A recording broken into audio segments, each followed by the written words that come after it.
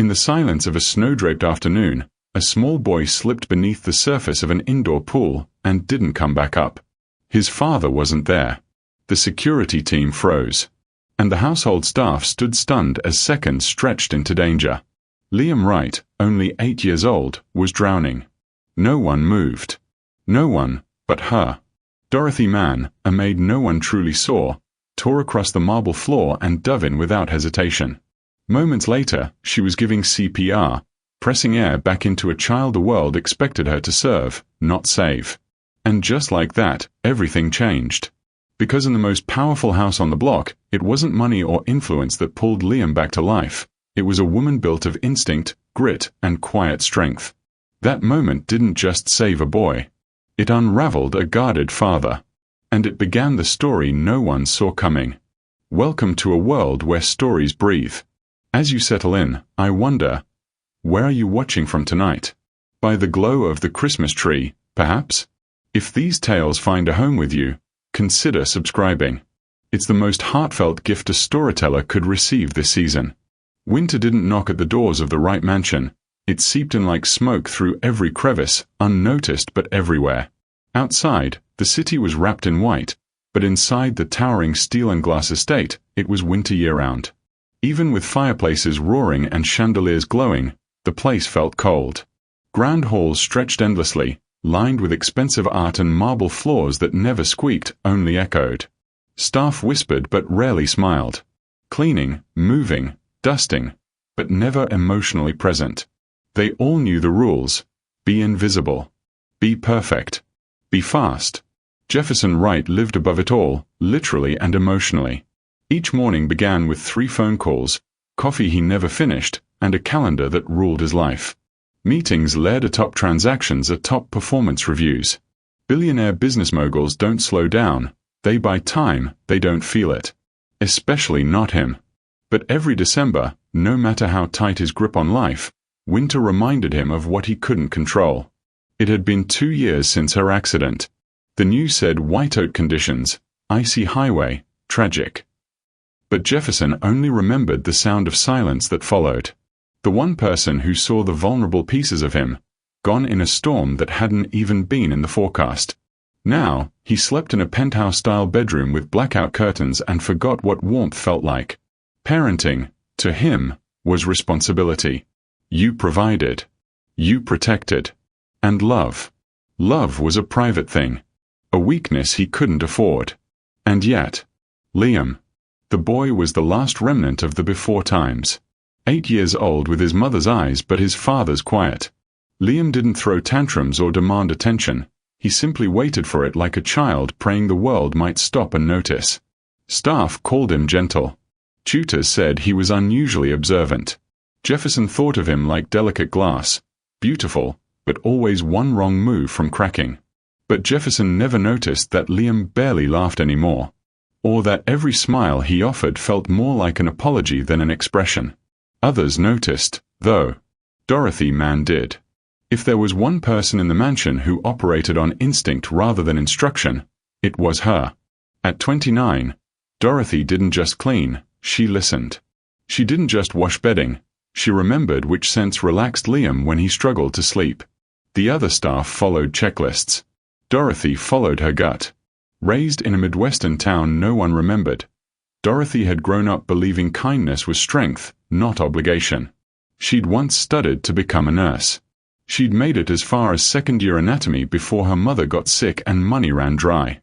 Dreams got boxed up. Survival moved in. The right job came with consistency. Housing. Healthcare. Quiet. In exchange, she wore a Navy uniform and walked past rooms she'd never afford to sleep in. Jefferson never once addressed her directly. At least, not more than thanks or that'll be all. In his eyes, she was another fixture of the service machine keeping his empire polished. But Dorothy saw everything. She noticed how Liam waited until Jefferson left the room to exhale. She saw how the boy's face brightened not during tutoring sessions, but while stirring cocoa, or when she read him one page of an old medical book she kept. He loved the diagrams. He liked learning how hearts worked. He didn't know what to call their friendship, but he sought her out silently, sitting near her while she folded sheets, asking her opinion on scarf colors, offering tiny jokes that wilted when no one laughed. Liam didn't burst through rooms. He lingered inside them like a question. On this particular morning, everything felt heavier. Snow fell with purpose, blanketing the glass dome above the indoor pool.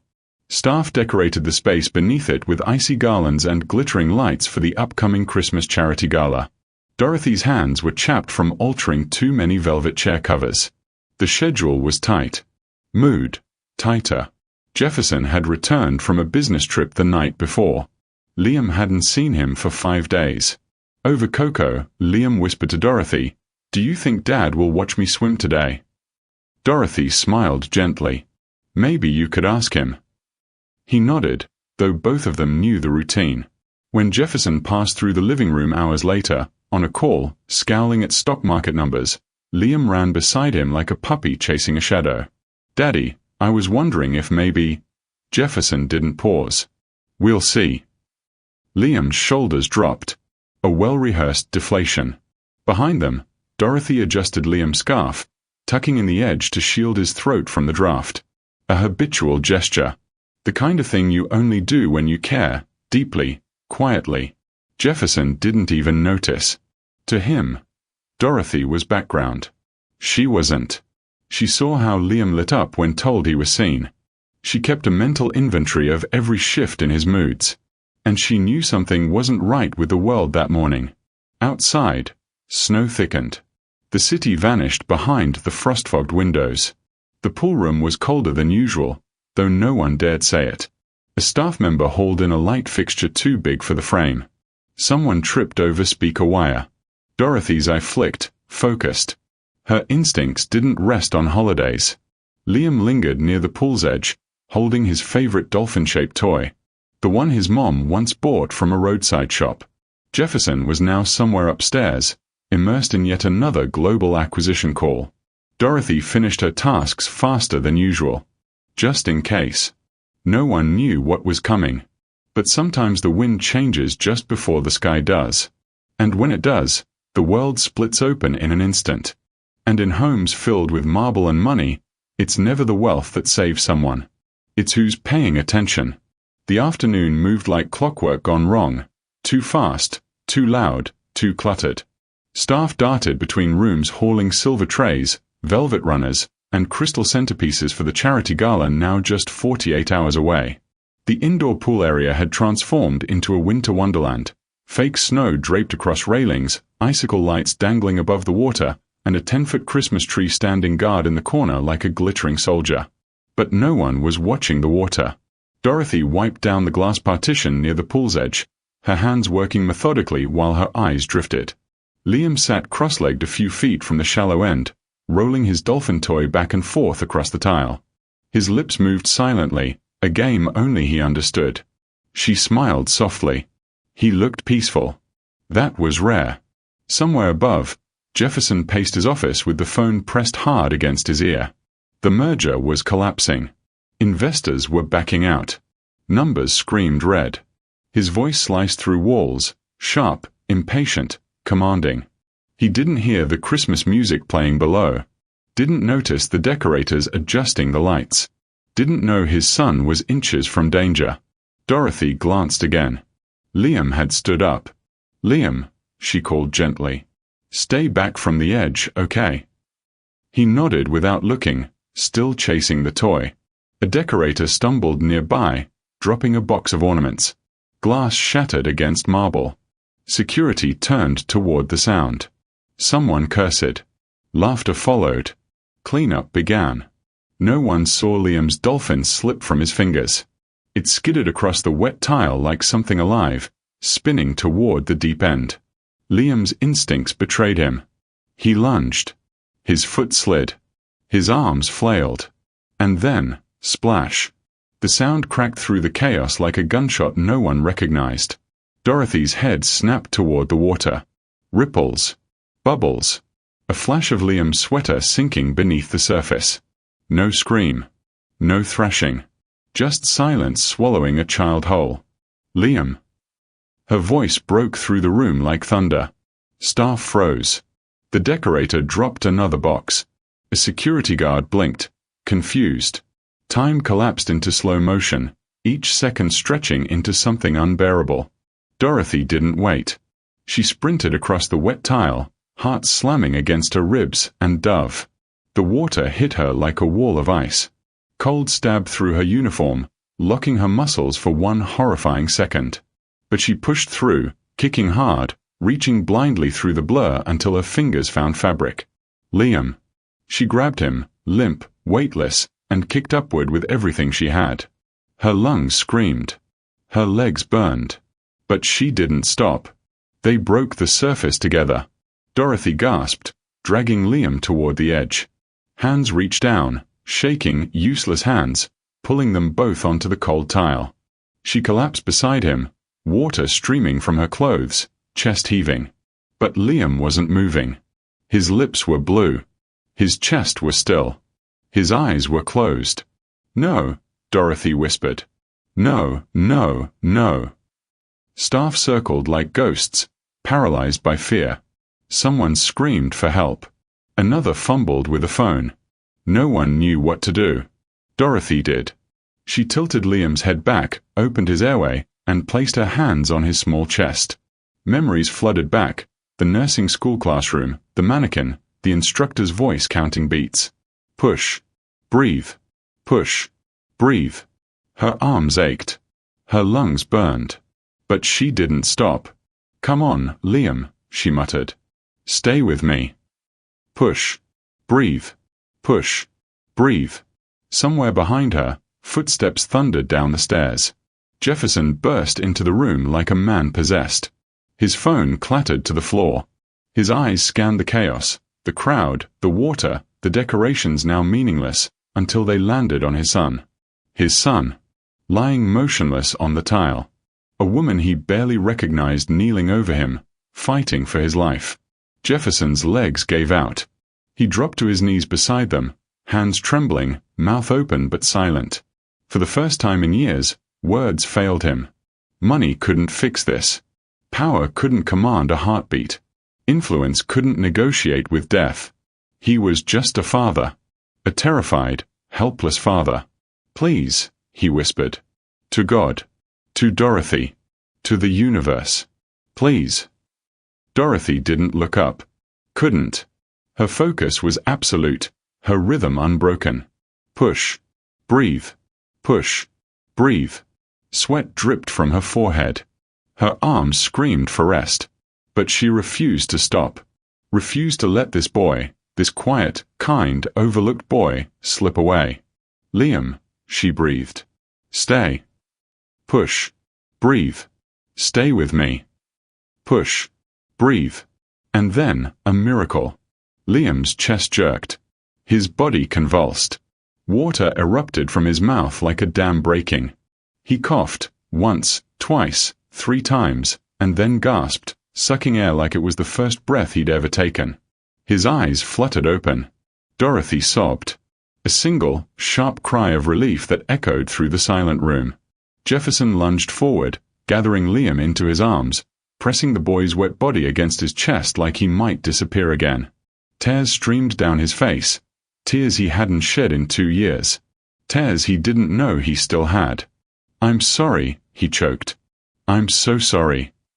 Liam's small hand lifted weakly, resting against his father's shoulder. Staff stood frozen, some crying, others trembling. The Christmas music played on, oblivious. Snow continued falling outside, indifferent to the war that had just been won inside. Dorothy sat back on her heels, soaked and shaking, her chest rising and falling with exhaustion. She didn't speak. Didn't need to. Jefferson looked at her. Really looked. For the first time, he saw her. Not a uniform. Not a name on a payroll. A woman. A hero. The only person in a room full of people who had moved when it mattered. She had saved his son. She had saved everything. And in that moment, something inside Jefferson Wright cracked open, something that had been frozen for far too long. The snow outside thickened. But inside, something was finally beginning to thaw. The mansion fell quiet after midnight. Not the usual silence of efficiency, this was different. Heavier. Reverent. Like the house itself was holding its breath, processing what had almost been lost. Liam slept in his room with a private physician seated nearby, monitoring vitals that had finally stabilized. His small chest rose and fell peacefully now, but the image of his lifeless body haunted everyone who had witnessed it. The doctor had confirmed what Dorothy already knew. CPR performed within those critical minutes had prevented brain damage. A few seconds later, and the story would have ended differently. Dorothy sat alone in the staff quarters, still wearing damp clothes she hadn't changed. Her hands trembled around a cold cup of tea someone had placed before her hours ago. She hadn't spoken since the rescue. Hadn't cried either. The adrenaline had drained, leaving behind a hollow exhaustion she couldn't name. Staff whispered her name like a prayer. Maria, the head housekeeper, had hugged her so tightly Dorothy thought her ribs might crack. Security guards nodded at her with something new in their eyes, respect. Even the chef, a gruff man who rarely acknowledged anyone below his rank, had personally brought her soup. But Dorothy didn't feel like a hero. She felt tired. And strangely afraid. Upstairs, Jefferson hadn't moved from the hallway outside Liam's door. His tie hung loose. His sleeves were rolled unevenly.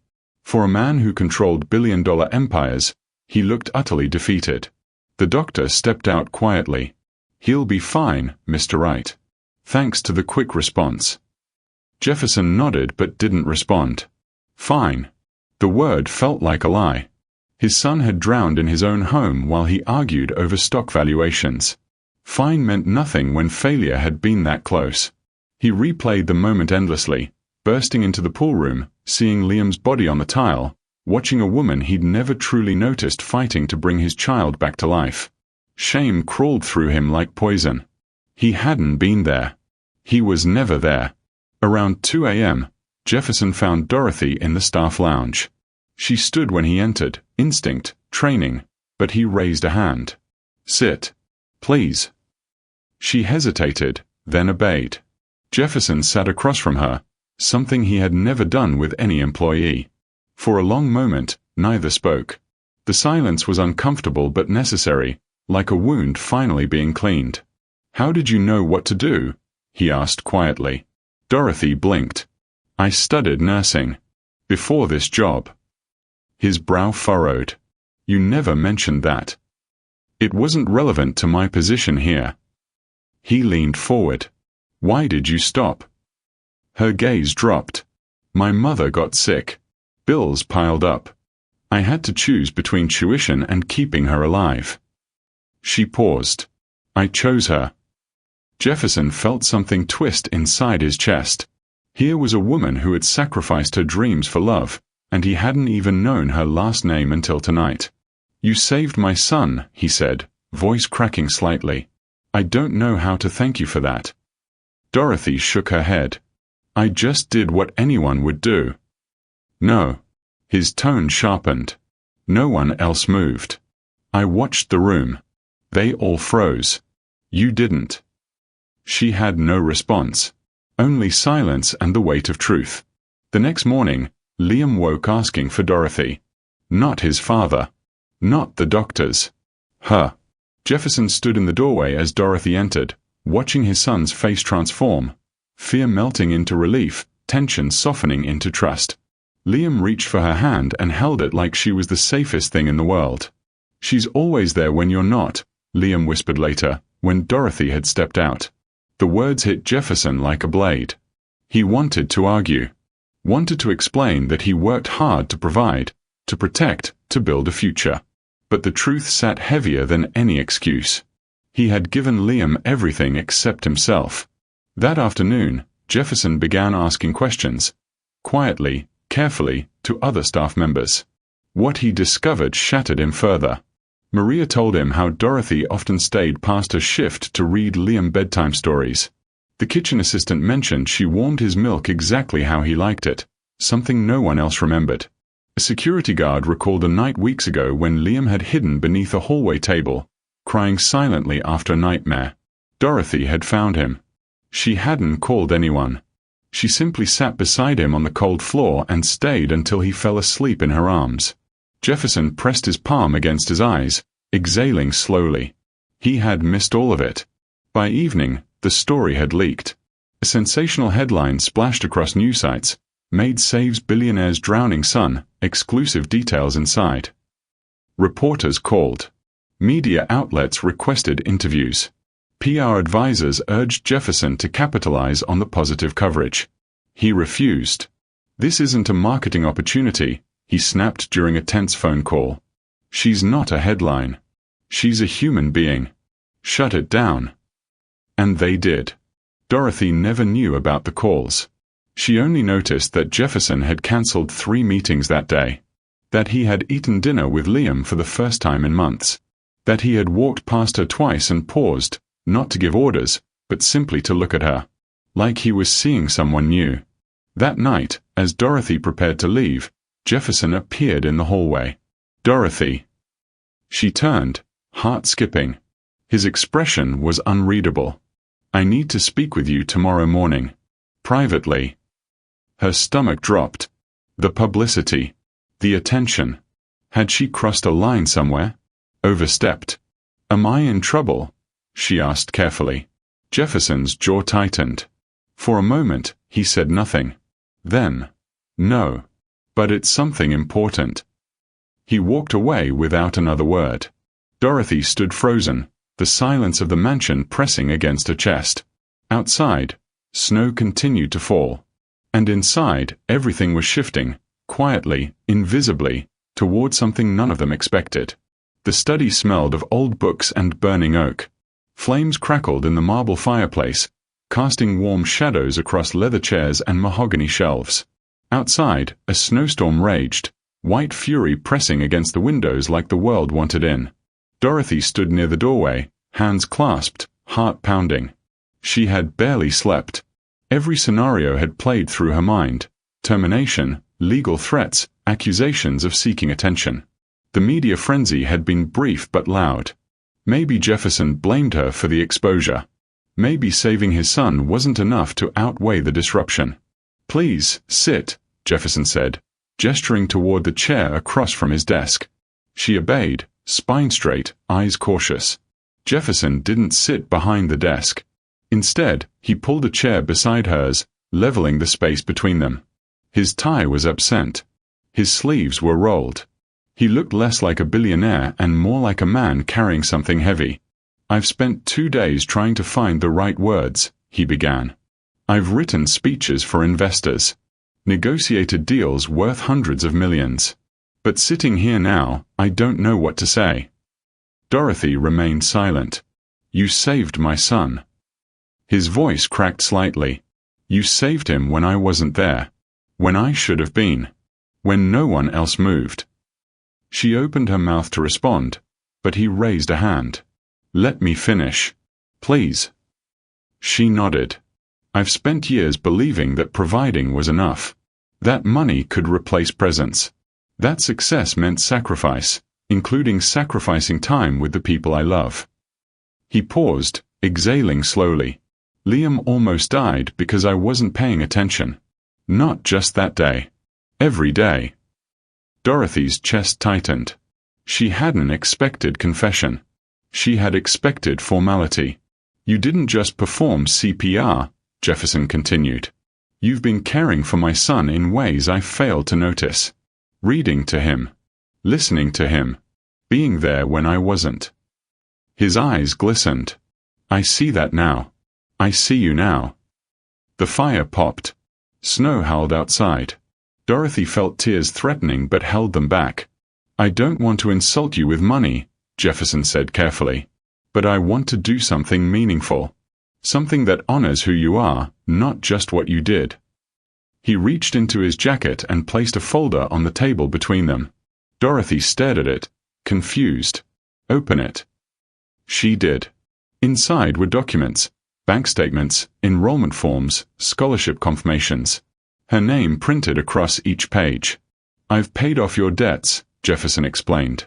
"All of them. Your mother's medical bills. The loans you took for school. Everything." Dorothy's hands trembled. Words failed her. "There's more," he continued. Full scholarship to complete your nursing degree. Books, tuition, housing stipend, covered. And your position here remains open. Work when you can, if you want. But your priority now is building the future you once sacrificed. She looked up, tears finally escaping. Why? Jefferson leaned forward. Because you deserve it.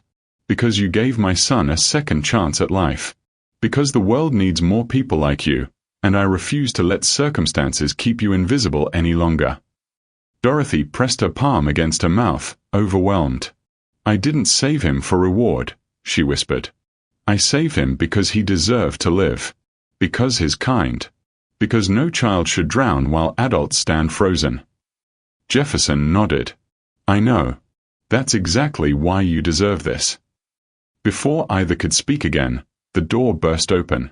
Liam ran in, pajamas wrinkled, hair messy, and threw his arms around Dorothy so tightly she nearly fell from a chair. Daddy told me, he exclaimed. You're going to be a nurse. A real nurse. Dorothy laughed through tears, hugging him back. I'm going to try.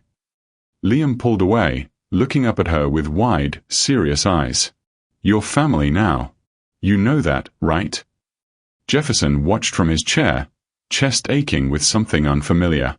Pride. Gratitude. Love, the kind he had forgotten how to express. She is, Jefferson agreed quietly. She absolutely is. Over the following weeks, the mansion transformed. Jefferson restructured his company, delegated responsibilities, declined meetings that once felt mandatory. For the first time in years, he ate breakfast with Liam every morning. They built puzzles together, read books aloud, talked about feelings, awkwardly at first, then more freely. Liam smiled more, laughed louder. The haunted silence in his eyes began to fade. Dorothy enrolled in classes. The staff threw her a small celebration. Cake, balloons, handwritten cards. Maria cried. The chef made her favorite soup. Security guards saluted jokingly as she left for orientation. Liam wrote her notes every week. Good luck on your test. I miss you, but I'm proud of you. Dad says you're the bravest person he knows. Dorothy kept every single one. On her final morning at the mansion, a snowy, quiet dawn, Dorothy stood at the entrance with a single suitcase. Her uniform was gone, replaced by jeans and a warm coat. She looked different. Lighter. Free. Jefferson waited by the door, Liam beside him. Thank you, Jefferson said simply. For everything. Dorothy smiled. Thank you for seeing me. Liam hugged her one last time. Promise you'll visit. Promise. She walked down the driveway, footsteps crunching against fresh snow. The world was white and still, but something had shifted. She wasn't leaving as a maid. She was leaving as a future nurse. A recognized hero. A woman finally stepping into the life she had always deserved. Jefferson watched until she disappeared around the corner. Liam tugged his sleeve. Dad? Yeah. She changed everything, didn't she? Jefferson placed a hand on his son's shoulder, eyes still fixed on the empty path. No, he said softly. She reminded us what matters. We changed ourselves. The snow continued falling. But inside the mansion, and inside their hearts, winter had finally ended. Sometimes the people the world overlooks carry the strength to change everything. And sometimes, all it takes is one moment of courage to remind the powerful what true power looks like. Thank you for sharing this story with me. As the Christmas lights twinkle, remember, your subscription isn't just a click. It's a bell that rings out, telling me to keep writing for you. Don't let the magic end here. Subscribe, and let's journey into the new year together.